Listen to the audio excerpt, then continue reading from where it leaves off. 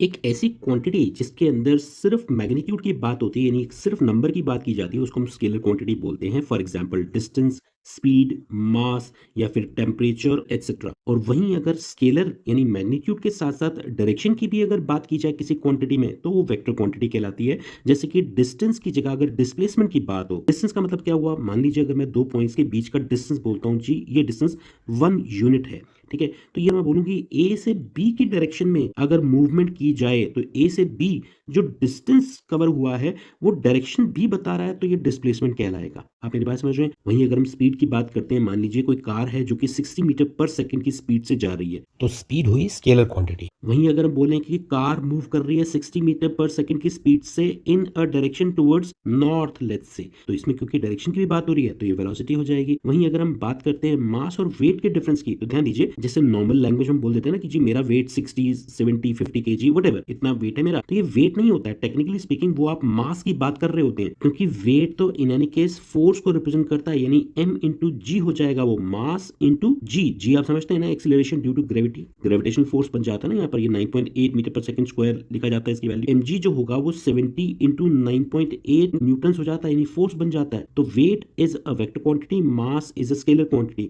तो अब अगर हम बोलें तो टाइम पीरियड क्या हुआ, स्केलर क्वांटिटी। डिस्टेंस स्केलर हुआ, फोर्स अभी हमने बात करी वो एक वेक्टर क्वांटिटी हुआ, वर्क डन इट्स नंबर, तो एक स्केलर क्वांटिटी हुआ। वेलोसिटी हमने बात करी वेक्टर क्वांटिटी है। ये मास हुआ स्केलर क्वांटिटी। और ये वॉट जो है, ये हम जानते हैं पावर की यूनिट होती है, 40 वॉट का बल्ब। ओके, तो वो तो एक नंबर हुआ, तो स्केलर क्वांटिटी हुआ। 2 मीटर्स नॉर्थ वेस्ट डायरेक्शन की बात हो रही है, ऑफ कोर्स ये एक वेक्टर क्वांटिटी है। 40 डिग्री एंगल की बात हो रही है, स्केलर है। मीटर पर सेकंड स्क्वायर, तो क्या हुआ, एक्सीलरेशन हुआ। एक्सीलरेशन मतलब rate of change of velocity, velocity vector है, तो rate of change of velocity भी वेक्टर ही होगा। कूलॉम, ये तो इलेक्ट्रिक चार्ज की यूनिट हुई, तो ये भी एक स्केलर क्वांटिटी है। तो इस तरीके से आप याद रख सकते हैं। See in the next question, take care, bye bye.